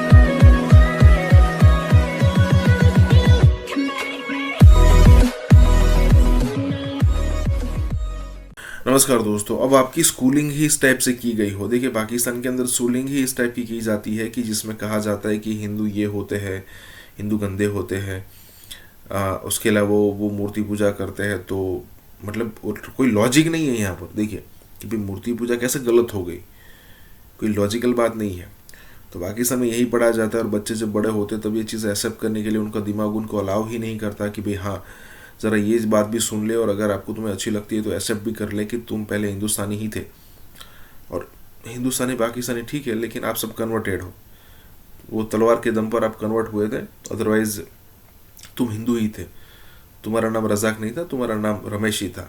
लेकिन अब इनको कौन समझाए? और यहाँ पर यही बात हो रही है कि आप खुद को हिंदुस्तानी कह सकते हो भले ही आप पाकिस्तानी हो। अब हमारी जो गलतियाँ थी, कई सारे हमने अच्छे जो जगह है हमने छोड़ दी। पाकिस्तान आज उस पर है, बन रखा है, लेकिन अब ठीक है, उसको क्या कर सकते हैं। लेकिन वहाँ की जनता जो है वो है कुछ चुनिंदा लोग जो समझते हैं इस बात को। इसी के साथ ही वीडियो शुरू करते हैं। हम आज हिस्ट्री की तरफ चलते हैं, जो हमें बुरी तो लगती है सुनकर, लेकिन हमें सुनना है और हमें कोशिश करनी है कि हमारी जो नेक्स्ट जनरेशन है और जो अभी की यंग जनरेशन है वो अगर कुछ सीख पाए उससे तो बड़ी अच्छी बात होगी। देखें, ये कई सवाल आपने कर दिए। ये आपके दादा भी हिंदुस्तानी, आरिफ के भी दादा हिंदुस्तानी, मेरे नाना दादा भी हिंदुस्तानी। आप अंदाज़ा लगाइए कि अगर आप किसी शख्स को मिलते हैं और उसकी एथनिसिटी पूछते हैं तो वो अपने आबो अजदाद से रिलेट करता है ना। कोई इटालियन ये तो नहीं कहता कि मेरे दादा परदादा फ्रेंच थे लेकिन मैं इटालियन हूँ, और अगले मेरी नस्ल जो है वो होगी पोलिश। ये सिर्फ आपको ये जहालत पाकिस्तान में नजर आती है कि हम तीनों के परदादा नाना जैसे भी कहें 2 जनरेशन पहले हिंदुस्तानी थे, और हम जो उनकी औलाद हैं वो हिंदुस्तानी नहीं। पहले तो इसको समझिए। तो जब आप वो बात है कौवा हंस की चाल चलती है, वो अपनी चाल भूल जाता है। और पूरी दुनिया इस्लाम में ये वाहिद इलाका है जहाँ के लोग अपनी ज़मीन से शर्मिंदा बहुत हैं। यानी इनको, आपके फॉरेन मिनिस्टर को देखिए, वो तो नाम स्टैंप हर जगह लगाते हैं, मेरा हिंदुस्तान से कोई ताल्लुक नहीं, मुझे तो किराए पे कुरैश लेके आए थे यहाँ पे और मैं आपको तवीज़ें बांटूंगा, आप दुआ करें, आप किसी की बैलगाड़ी ठीक हो जाएगी, ये दुआ पढ़ लीजिए तो शायद कल बारिश हो जाएगी। ये हम बन गए कि वो लोग जो इस धरती के दुश्मन थे, जिन्होंने यहाँ कत्लेआम किया मुसलमानों का, वो हमारे हीरो हो गए। जिन लोगों के साथ हम पैदा हुए, बड़े लिखे कई जनरेशन से, अब आरिफ जो हैं ये इनका सिंध से या आप समझे मेमन बरादरी से ताल्लुक है ना आपका आरिफ भाई, तो या गुजराती या मेमनी बोलने वाले लोग को अब एक कंप्लीटली डिफरेंट आइडेंटिटी से बोलना पड़ता है ना। आपका ताल्लुक भी, आप शायद इलाहाबाद से हैं या यूपी से हैं, आप कैसे कह सकते हैं कि आप हिंदुस्तानी नहीं है? देखिए, लेकिन हमको ब्रेन वॉश करके कहा कि तुम हिंदुस्तान से नहीं है। जब आपको जमीन से उखाड़ दिया तो आप कहीं के नहीं रहे। इंडोनेशिया में किसी को शर्मिंदगी नहीं कि वो जावा का है या सुमात्रा का है या मले का है। आपके मलेशिया के जो प्राइम मिनिस्टर थे महातिर मोहम्मद, उनको कोई शर्मिंदगी नहीं कि उनके दादा जो थे वो पश्तून थे और उनकी अम्मा जो थी वो मलेशिया से थी, तो वो मैले कहलाए। श्रीलंका में किसी को नहीं तकलीफ है कि वो कहाँ के हैं। ये हमारी बदकिस्मती है कि हमने अपने आप को और दूसरों को, ये सिर्फ नहीं बंगालियों को कहा तुम अरब की गुलामों, उन्होंने 2 थप्पड़ लगाए, खत्म कर दिया। 25 साल में किस्सा ही क्लोज कर दिया। जिन्होंने पाकिस्तान बनाया, जो पाकिस्तान है वहां आप किसी पंजाबी से पंजाबी में बात नहीं कर सकते ऑन टेलीविजन। पिछले 70 साल में आपके किसी नेटवर्क पे किसी पंजाबी ने एक दूसरे से पंजाबी बात नहीं की है। क्यों? शर्मिंदा है अपनी जबान से, अपनी जमीन से। हम सब आर्टिफिशियल बन गए। हमारा कल्चर हो गया नाजवा नंबर 1, नंबर 2, पापोश नगर का अलग, गुरु मंदिर वाले अलग, इस्लामाबाद वाले अलग, रावलपिंडी वाले बिल्कुल अलग। तो we are an artificial entity. और ये हमारे हिस्ट्री के अजीज की छोटी सी किताब है द मर्डर ऑफ हिस्ट्री, वही पढ़ लें, दैट इज इनफ। लेकिन आपको नहीं पढ़ाया जाएगा। और सबसे दुख की बात है कि जितने पाकिस्तानी पढ़े लिखे होते हैं उतने ही ज्यादा जाहिल होते हैं। हमारे यहाँ सिंध में आके कह रहे हैं कि मीरपुर खास की जबान जनाब उर्दू होनी चाहिए। अरे पास में देखो, अमरकोट का नाम उमरकोट कर दिया। आप अंदाजे लगाइए, पाकिस्तान का एक ही शहर हिंदू मेजॉरिटी था, भुट्टो साहब के जमाने तक वो अमरकोट कहलाता था, उसको उमरकोट कर दिया। वो जो कल्चर था हमारा कि उमरकोट के पास हिरन मिलते थे, 71 की जंग में पाकिस्तान के फौज ने आके उस इलाके से हर हिरन को, ये सॉरी हिरन नहीं, मोर खाली कर दिया, खा गए सब। हमको बना दिया ऐसा कि लोग इंडिया में अब पाकिस्तान के पंजाबियों को सुनते हैं ना टीवी पे, तो एज कॉमेडी सुनते हैं, क्योंकि कोई उर्दू बोलना ही नहीं जानता। आपको ये नहीं पता ना लोगों को। जब एक ही सूबे का क्या आप इलेक्शन होगा, जब मेजॉरिटी मुसलमान जहां रहते हैं वहीं का शहर होगा ना पाकिस्तान का कैपिटल। आपने कराची को बनाया जो हिंदू मेजॉरिटी थी, आपने कहा नहीं ये कैपिटल है और यहाँ उर्दू जबान होगी और हिंदुओं को निकाल दो, बाकी सारे अनपढ़ हो गए। पूरे हिंदुस्तान में एक जगह मगरमच्छ रहते थे, वो मंगोपीर कहलाता था। आपने उसको ऐसा क्लीन चैप्टर किया, उन्होंने कहा भाई लखनऊ नहीं है और अगर बगदाद नहीं है तो भैया ये क्या हुआ। उन्होंने कहा मगरमच्छ को तो जानते। We destroyed everything. हमने तो वो हिंदू टेम्पल है जो एक मड वल्केनो है, नानी का मंदिर कहते हैं उसे बलूचिस्तान में, मैं नाम भूल रहा हूँ, महलाज कुछ ऐसा है। वी इरेडिकेटेड दैट, क्या कहते हैं, जो हिंदू रिचुअल था कि हिंदुस्तान से लोग बलूचिस्तान जाते थे एनुअल अपनी हज टाइप के लिए, we cut it out completely. और ऐसे भोले बन के बैठे, हमें तो पता भी नहीं क्या हुआ, हो गया होगा, हमें क्या पता। जैसे एक जगह आपको पता ही होगा, लालपुर का नाम जो है बदल के जो है उन्होंने, जहाँ पे कभी शाह फैसल गया तक नहीं है, यहाँ पे ये कहा जाता है कि उसने कभी वहां कदम नहीं रखा, फैसलाबाद नाम रख दिया। जी बताइए जी आरिफ साहब, मैं आपकी तरफ आती हूँ। आपने जैसे बात सुनी अभी तारिक फतेह साहब की, आरिफ साहब। थैंक यू वेरी मच आरजू साहिबा। और सबसे पहले मेरे लिए, मैं बता नहीं सकता अल्फाज में कि मैं अपने गुरुजी के सामने पहली बार बैठ कर बात कर रहा हूँ। तो बहुत सीखा है मैंने, ही इज मेंटर। मैं उनको देख के सीख के आगे बढ़ा हूँ और मैं उनकी एक एक चीज को फॉलो करता हूँ। थैंक यू तारिक भाई for everything. Now coming to the point, Karachi में एक आराम बाग है, वो भी राम बाग होता था जी, उसको आराम बाग बना दिया। इन्होंने हर चीज तब्दील कर दी। कल रात मैंने ट्विटर पे एक तस्वीर शेयर की है कि इंडिया में जब कराची था तब शिवरात्रि किस तरह मनाई जाती थी कराची में। जी, और मुझे एक सिंधी दोस्त ने मुझे शिकवा किया है कि मैंने अपनी एक वीडियो में कहा था कि कराची में 47 से पहले कोई सिंधी नहीं था। तो मैंने ऐसा कभी नहीं कहा। मैंने हमेशा ये कहा है कि ये जो शहर है ना कराची, ये 47 में एक डेवलप्ड अर्बन सिटी था और उसके जो मोहम्मर थे ना, वो पारसी और हिंदू सिंधी थे। और 47 में वो सारे हिंदू सिंधी भगा दिए गए या वो चले गए। याद रखिएगा, कोई नेशन जिस चीज़ पर इन्वेस्ट करती है वहीं से उसको फ्रूट मिलता है। हमारे एसेट्स क्या हैं वो भी आपके सामने ही देख लीजिए। ये एक तस्वीर चल रही है कि पाकिस्तान, जो हमारे एसेट्स हैं वो ये हैं, हमने ये एसेट्स बनाए हैं अपने, और जो उनके एसेट्स हैं वो ये हैं। तो दोनों को आप कंपेयर कर लीजिए, हम कंपैरिजन कर लीजिए आप।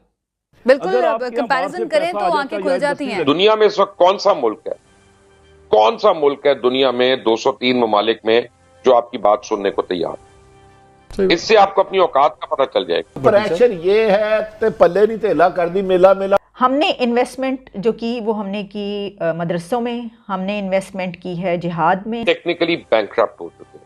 आपके प्राइम मिनिस्टर ने कह दिया आके कि हमारे पास खर्चे के पैसे नहीं है। इसमें जो टॉप कंपनीज हैं दुनिया की, वहां पे हमें हिंदुस्तानी ही बैठे हुए नजर आते हैं। आप किसी को दुश्मन समझते हैं तो दुश्मन को भी देख लेना चाहिए कि वो किस तरह तरक्की कर रहा है और आप लोग क्या कर रहे हो। इस पिक्चर के अंदर काश एक पाकिस्तानी की भी पिक्चर होती, काश मेरे पास ये चॉइस होती कि मैं कहीं किसी बड़ी कंपनी का, किसी मल्टीनेशनल कंपनी के जो सीईओ हैं उनमें मैं पाकिस्तानी को भी देख पाती। लेकिन ऐसा नहीं है, क्योंकि जाहिर है हमने जो नमूने इजाद किए हैं या हमने जो नमूने क्रिएट किए हैं वो ये हैं। इंडियन यूनिवर्सिटीज क्या प्रोड्यूस कर रही हैं और हमने अब तक क्या प्रोड्यूस किया है।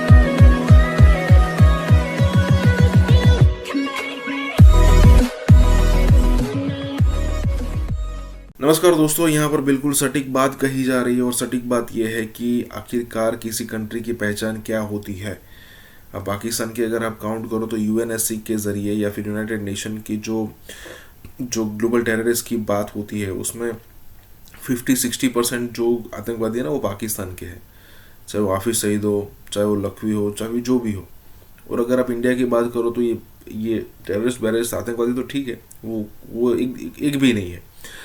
लेकिन अगर आप इंडियंस की बात करो, भले ही वो इंडियन ओरिजिन के हैं और बाहर जाकर रह रहे हैं, लेकिन काउंट तो होता है इंडियन ओरिजिन। अगर आप देखो तो मतलब ऐसा स्पेसिफिकली बताने की ज़रूरत तो है नहीं, लेकिन माइक्रोसॉफ्ट ले लो, गूगल ले लो, उसके बाद बीच में ट्विटर का भी सीईओ हो गया था, उसके बाद एलन मस्क ने उसको परचेस कर लिया। याहू देख लीजिए, वर्ल्ड बैंक देख लीजिए, एडोबी देख लीजिए, कोका कोला देख लीजिए, कई सारी बड़ी बड़ी कंपनीज हैं जिसके आपको हेड इंडियंस दिख जाएंगे। ये है कल्चर इंडिया का। और पाकिस्तान का कल्चर तो हम डिस्कस कर ही चुके। इसी के साथ ये वीडियो शुरू करते हैं। कोई नेशन जिस चीज़ पर इन्वेस्ट करती है वहीं से उसको फ्रूट मिलता है। यानी कोई कौम, दुनिया की कोई नेशन जहाँ पर अपनी इन्वेस्टमेंट करेगी जिस चीज़ पर, वो उसके लिए फ्रूटफुल साबित होगा आगे चलकर। ये बात मैं क्यों कर रही हूँ, ये आपको जब मैं बात करूँगी तो उससे अंदाज़ा हो जाएगा। ट्विटर के नए सीईओ का नाम भारत के पराग अग्रवाल जो हैं उनका लिया जा रहा है कि अब वो उसके सीईओ बन चुके हैं, चीफ एग्जीक्यूटिव ऑफिसर। ट्विटर जो कि टेक कंपनी में से, दुनिया की बड़ी कंपनीज में से एक बहुत बड़ा नाम है और ये बहुत हाई फाई डेजिग्नेशन है, क्योंकि इस वक्त दुनिया पे टेक कंपनीज ही रूल कर रही हैं, याद रखिएगा। लेकिन जो हमारा इस वक्त बात करने की जो आप कह लीजिए मकसद है वो ये है कि इस वक्त पूरी दुनिया में जो टेक कंपनीज रूल कर रही हैं उन सब पे इंडिया के सीईओज लगे हुए हैं। सिर्फ ट्विटर की बात नहीं है, गूगल के सीईओ सुंदर पिचाई भी इंडियन हैं। इसके अलावा विमियो की सीईओ अंजलि सूद भी इंडियन ही हैं। फिर आप चलिए आगे, माइक्रोसॉफ्ट के सीईओ मिस्टर सत्या भी इंडियन हैं। IBM के अरविंद कृष्णन भी इंडिया से हैं। एडोब के मिस्टर नारायण सीईओ इंडिया के हैं। और इसके अलावा VMware मिस्टर राघु वो भी इंडिया के हैं। विमियो को अब मैंने बता दिया अंजलि सूद है। और इसके अलावा गूगल क्लाउड, फिर ये कि पालो आल्टो नेटवर्क्स, नेट ऐप और सिलिकॉन वैली। आप सिलिकॉन वैली में आप जाइए, आप देखिएगा कि वहाँ पे बड़ी तादाद जो सिर्फ हाई डेजिग्नेशंस पे तो हैं ही हैं, लेकिन बड़ी तादाद वर्कर्स की भी जो है आपको पता चलता है कि इनका ताल्लुक भारत से है।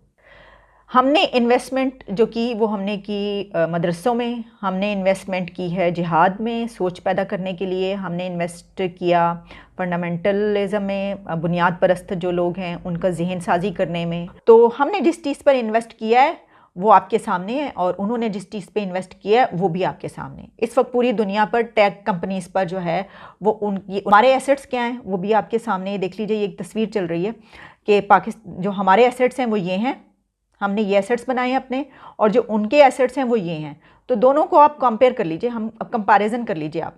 देखिए हमारे तो बहुत बड़े असासे हैं ना, हम तो कह रहे हैं कि जनाब वो इलेक्शन भी लड़ेंगे और इन्होंने जो है वो पाकिस्तान को आगे लेकर चलना है, बिल्कुल। तभी तो हम उनको इस तरीके से जो है वो आगे लाइमलाइट कर रहे हैं, उनको आगे लेकर आ रहे हैं, आगे बढ़ा रहे हैं। इसकी वजह यह है कि इन्होंने ही आगे बढ़ना है और यही लेकर चलेंगे हमारी नस्लों को आगे। और अभी तक हमारी जनरेशन्स को यही लेकर चल रहे हैं। देखिए ना, हमने जो जंग है रशिया वाली और वो सारी तो सब जिहाद की जंग हमने लड़ी ना हमारे मुल्क में, तो तभी तो ये सिचुएशन है इस वक्त। आज जो खबर मैं आपको दे रहा हूं ना और जो बात मैं आपको बताने जा रहा हूं वो किसी मुल्क के लिए तो बड़ी खुशी की बात है। मुझे भी खुशी हुई, लेकिन मुझे अफसोस भी हो रहा है। मुझे थोड़ी सी नहीं बल्कि मुझे बहुत ज्यादा से शर्मिंदगी भी हो रही है। अभी जो खबर आई, आज पूरा दिन इस पे बात हो रही है, ट्रेंड चल रहा है इस वक्त कि ट्विटर का जो नया सीईओ है वो भी एक इंडियन है। वो भी एक इंडियन है। इसका क्या मतलब है? क्योंकि इससे पहले जो दुनिया की बड़ी बड़ी मल्टी बिलियनियर जो फर्म्स हैं, टेक्नोलॉजी और आईटी फर्म्स हैं, उनके जो सीईओज हैं इस वक्त, चीफ एग्जीक्यूटिव ऑफिसर्स, वो इस वक्त इंडियंस हैं।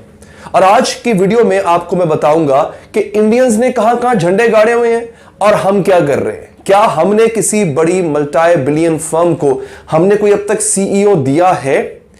इंडियन यूनिवर्सिटीज क्या प्रोड्यूस कर रही हैं और हमने अब तक क्या प्रोड्यूस किया है? क्या हम वो लेवल के लोग, उस तरह के लोग हम प्रोड्यूस कर रहे हैं? हम गलत डायरेक्शन में तो नहीं जा रहे? पराग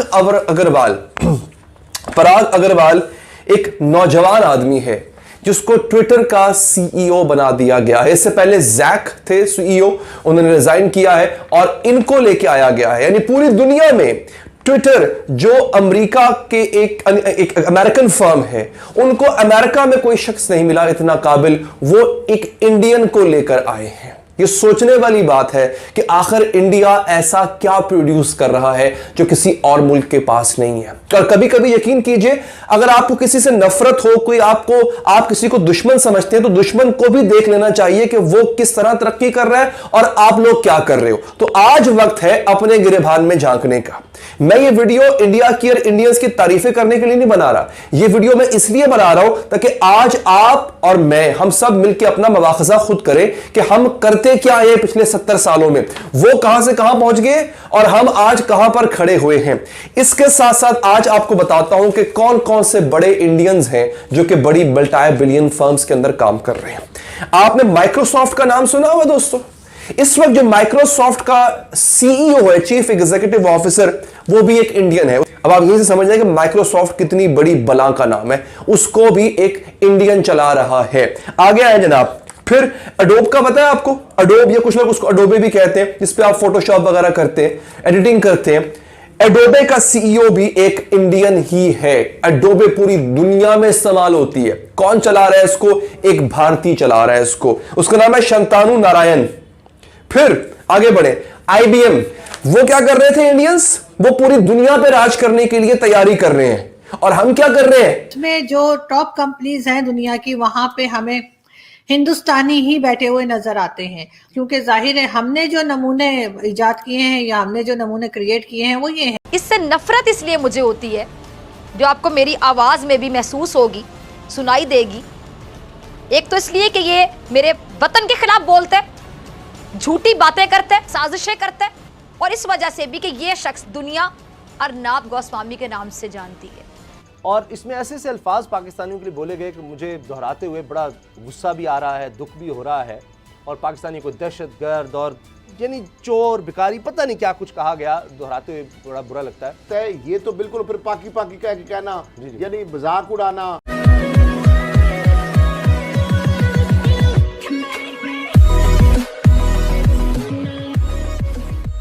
नमस्कार दोस्तों, अब देखिए अर्नब गोस्वामी भाई साहब पहले NDTV में थे। अब मैंने जब पहली बार सुना कि भाई NDTV में थे ना, तब मुझे भी शौक लगा कि NDTV में थे भाई साहब। उसके बाद टाइम्स नाउ में थे, उसके बाद उन्होंने खुद का मीडिया ओपन किया, और ये सारी जो उनकी जो प्रोग्रेस हो रही थी ना, कई बार लोगों ने टिप्पणी की थी। और मुझे तो याद है कि जब उन्होंने रिपब्लिकन टीवी जो शुरू किया, रिपब्लिक टीवी जब उन्होंने शुरू किया, तब कई सारे लोग कह रहे थे कि भाई ठीक है, ये करता है तो करने दो, लेकिन होने वाला कुछ नहीं है।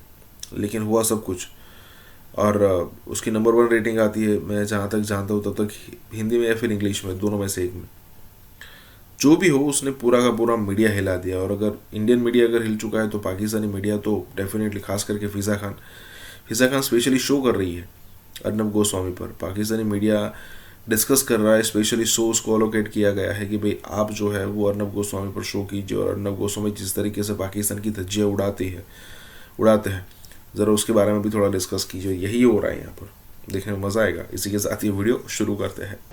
लेकिन मैं अपने नाज़रीन को यहाँ पर एक और अहम बात बताऊँगी कि ये शख्स सिर्फ ज़हनी बीमार नहीं है। अगर ज़हनी बीमार होता तो हम कह सकते थे कि बेचारा ज़हनी बीमार है, पागल शख्स है। इससे नफरत इसलिए मुझे होती है जो आपको मेरी आवाज़ में भी महसूस होगी, सुनाई देगी।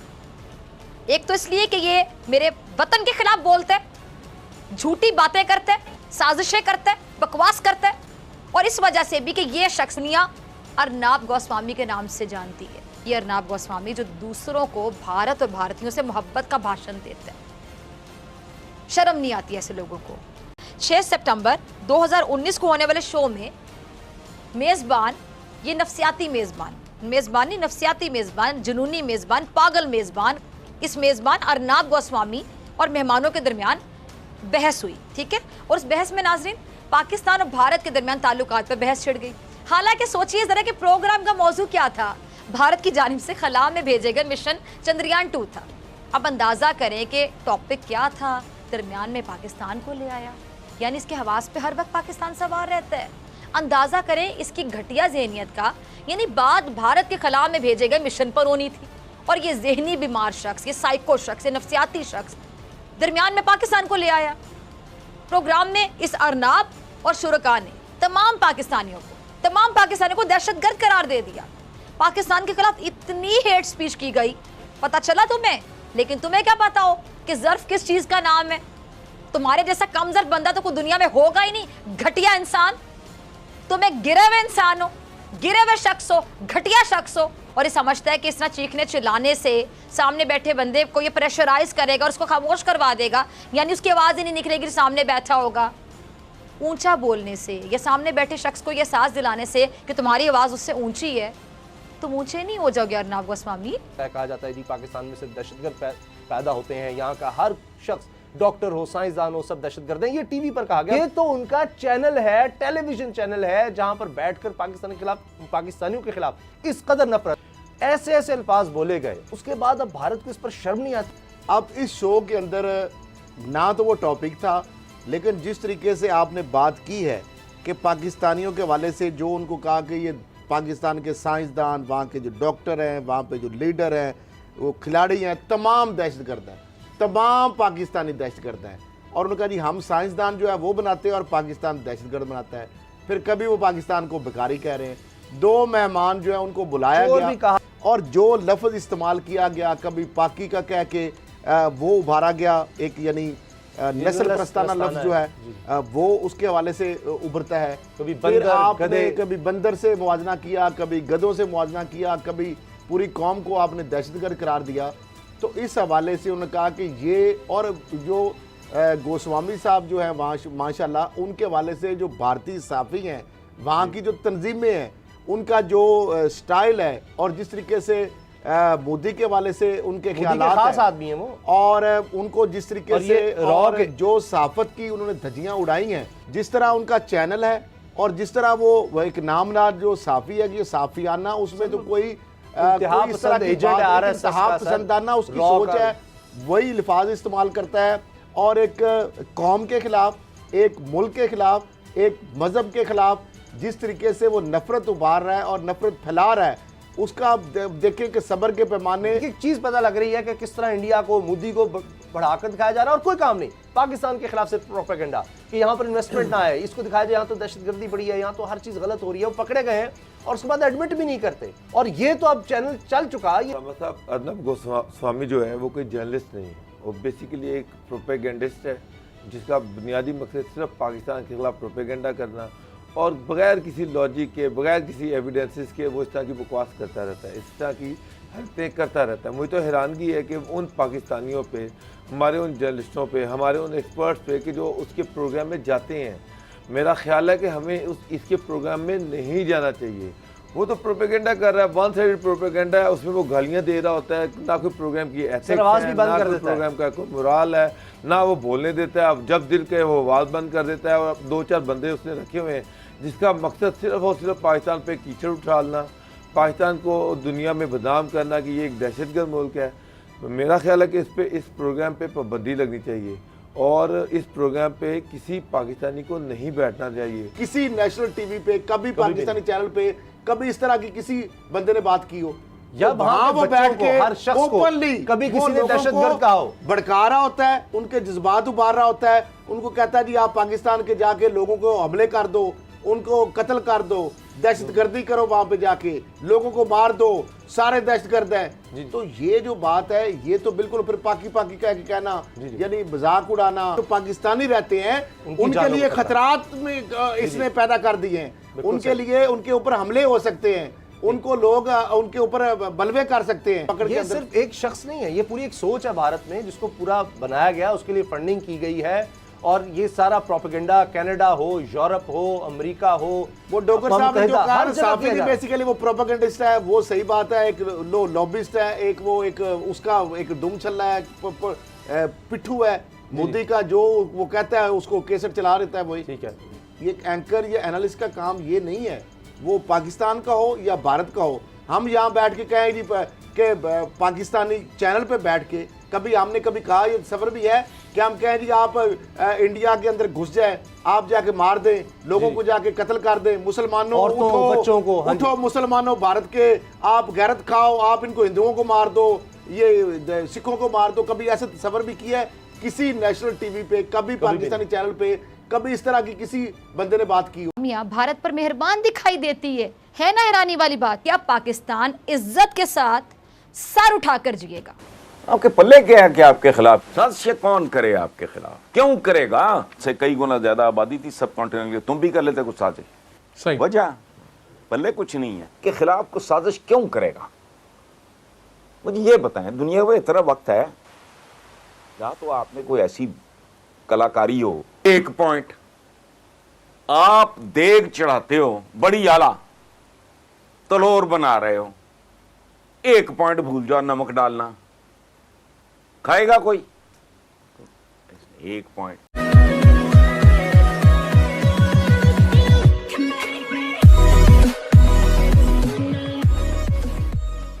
नमस्कार दोस्तों, अब कई बार पाकिस्तानी मीडिया में डिस्कस होता है कि भाई पाकिस्तान के खिलाफ साजिश हो रही है। अब कई बार होता है, पहले इंडिया का सिर्फ नाम आता था, जब से अमेरिका इंडिया के साथ मिला है तब से ये बात होती है कि मगरब मतलब पश्चिमी कंट्रीज़, पूरा वेस्टर्न ब्लॉक जिसमें खास करके यूएस है, वो मिलके और इंडिया मिलके ये कर रहे हैं, मतलब हमारे खिलाफ साजिश कर रहे हैं। लेकिन यहाँ पर हसन निसार का बहुत ही बढ़िया कहना है, भाई तुम्हारे पास ऐसा है क्या जिससे वो साजिश करें? एक ज़मीन का टुकड़ा तो बाकी इंडिया के पास भी है। हाँ, नो डाउट इंडिया एक चाहता है पीओके लेना, वो आज नहीं तो कल हम ले लेंगे, लेकिन देखने वाली सबसे महत्वपूर्ण बात यहाँ पर यह है कि आखिरकार आपके पास ऐसा है क्या जिससे इंडिया हो, अमेरिका हो, ऑस्ट्रेलिया हो या फिर यूके, फ्रांस हो, वो आपके खिलाफ साजिश करेंगे। वो तो बर्बादी देख रहे हैं बाहर से और उनको इसी में मज़ा आ रहा है और वो मज़ा लेते रहेंगे, खास करके मोदी जैसा लीडर। इसी के साथ ये वीडियो शुरू करते हैं।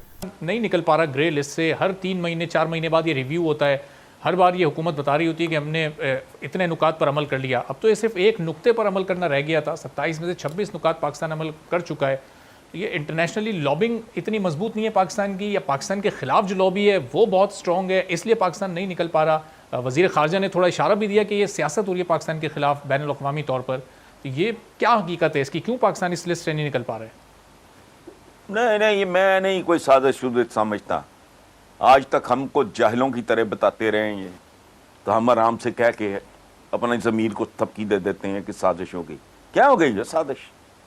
तुमसे कई गुना उनसे कई गुना ज़्यादा आबादी थी सब कॉन्टिनेंट के, तुम भी कर लेते कुछ साजिश।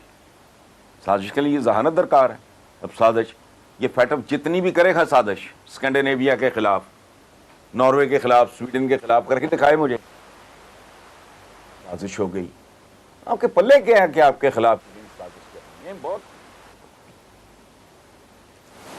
एहतियात से मैं ये बात कर रहा हूं। फिर साजिश क्या है? आपका तो अपना वजूद अपने लिए काफी है। साजिश कौन करे आपके खिलाफ? क्यों करेगा?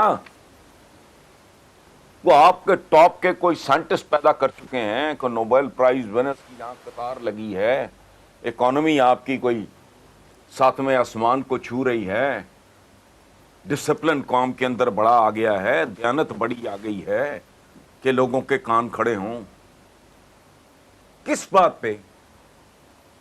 आबादी बढ़ती जा रही है, गुर्बत बढ़ती जा रही है, जहालत बढ़ती जा रही है, तो आपके खिलाफ को साजिश क्यों करेगा? मुझे ये बताएं, दुनिया में इतना वक्त है या तो आपने कोई ऐसी कलाकारी हो कि कोई आपके खिलाफ आपके खिलाफ क्या साजिश करनी किसी ने? आप खुद काफी हो। जो मैं हुकूमतों को छोड़ो, जो अवाम एक दूसरे के साथ कर रहे हैं, और रेडी वाला तो अपने गाहक को बख्शने के लिए तैयार नहीं, उसने भी सड़ा फल डाल देना होता है। गोश्त का वजन बढ़ाने के लिए जो करते हो वो आपको पता है। सही क्या है यार? ये नहर के ऊपर आप वो 2-4 अड्डे हैं पंक्चर लगाने के, वो पैसे पूल करके कील लेके तो आधा किलोमीटर परे कील बखेर देते हैं ताकि ज़्यादा से ज़्यादा मोटरसाइकिलें या जो छोटी मोटी गाड़ियाँ हैं वो पंक्चर हों, तो उनकी दिहाड़ी बन जाया करें। अब मुझे बताएं, आपके खिलाफ साजिश यार कुछ सोच लिया करें। हमें बचपन से पढ़ाया जाता है गोरे ने साजिश की। गोरे ने क्या साजिश की? अच्छा तुम्हारे खिलाफ तो की, तो जो बाकी गैर मुल्की थे पोर्चुगीज वगैरह, उनको उन्होंने छितर मार के भगा दिया यहां से। आपके खिलाफ साजिश, उनके भी खिलाफ साजिश नहीं। वो बरतर लोग थे, सुपीरियर थे, दे प्रिवेल्ड, खत्म हुई बात। सही। तो उसमें क्या साजिश? फिर ये एक चीज बताओ मुझे, बर्रे सगीर में आपका जुडिशियल सिस्टम मरा मुक्का जो भी है उनका दिया हुआ, आपका लोकल बॉडीज, आपकी जमहूरियत, आपका रेलवे, आपके हवाई अड्डे, आपका इरिगेशन सिस्टम, वो खुदा का खौफ करें। जो वो दे गए उसको कभी नहीं याद किया। एग्रीकल्चर यूनिवर्सिटी किस जमाने में बना गए? वो एग्रीकल्चर कॉलेज था उस वक्त। सही। तो हमारे खिलाफ साजिश, ये क्या साजिश? फैटफ ने क्या साजिश की है? अगर कोई एक्सप्लॉइट करे और आपका हरीफ है तो उसको करना चाहिए, उसमें क्या प्रॉब्लम है? तो बताएं मुझे ये अच्छा एक पॉइंट। जी हम चूंकि दिमाग मोटे हैं, खालें मोटी हैं, हमें समझ नहीं आती। एक पॉइंट, कोई वीआईपी हो हॉस्पिटल में दाखिल, उसका एक पॉइंट भी अगर उसके आगे क्वेश्चन मार्क हो, हॉस्पिटल अथॉरिटीज उसको इजाजत देंगी कि ये घर चला जाए? एक पॉइंट। आप देग चढ़ाते हो बड़ी आला, तलोर बना रहे हो, एक पॉइंट भूल जाओ नमक डालना, खाएगा कोई? एक पॉइंट। और ये नौबत कौन है? कौन किसकी तरफ से आई ये नौबत? ना अपनी कमजोरियों पे तवज्जो दो, दुश्मन की तोपों में कीड़े बद्दुआएं और ये और वो, ये छोड़ो। ये जुमे पे बैठ के, और अगर दुआओं से कश्मीरियों ने या फ़लस्तीनियों ने रिहा होना होता तो 70 साल से ज़्यादा हो गए हैं दुआएं मांगते हैं। दिन में 5 बार दुआएं मांगी जाती हैं एक दिन में। 365 दिन होते हैं साल में, 5 से ज़रब दो, फिर 73 साल से ज़रब दो, वो इतनी खरबों दुआएं। सही वजह पल्ले कुछ नहीं है। अब हकीकत क्या है कि पाकिस्तान की जो मईशत है वो अमेरिका के ज़ेर असर रही, जिसकी वजह से पाकिस्तान अमेरिका के आगे कहने के मजबूर था या बेबस था। लेकिन अब वज़ीर-ए-आज़म इमरान खान साहब ने दुनिया पर एटलीस्ट ये बात क्लियर कर दी, वाज़े कर दी है कि अब पाकिस्तान इज्जत के साथ सर उठाकर जिएगा। अमेरिका ने 2004 से ये जो ड्रोन हमलों का आगाज़ किया था, मईशत को पहुँचने वाला जो नुकसान है उसके अलावा है और बहुत बड़ा नुकसान है। अक़वाम मुत्तहिदा, वर्ल्ड बैंक, IMF अमेरिका के ज़ेर असर है और पाकिस्तान को भी इन्हीं प्लेटफॉर्म्स की ज़रूरत रही है। अब इस मजबूरी का कह लें, जब इंसान मजबूर होता है तो थोड़ा शायद बेबस भी होता है। अब इस मजबूरी का अमेरिका ने भरपूर फ़ायदा उठाया और वो अब भी इसका फ़ायदा उठाने की कोशिश करना चाहता है। अब इसके अलावा एबटाबाद वाला वाक़या आप सबके सामने है, जहाँ अमेरिका ने पाकिस्तान की खुद मुख्तारी को चैलेंज किया और अब भी जो बाइडेन इंतज़ामिया भारत पर मेहरबान दिखाई देती है ना हैरानी वाली बात। चीन के मुकाबले में भारत को इलाके का कह लें कि थानेदार बनाना चाहती है। भारत और अमेरिका के दरमियान ये जो जौहरी मुआहदे हैं ये इसीलिए तो हुए हैं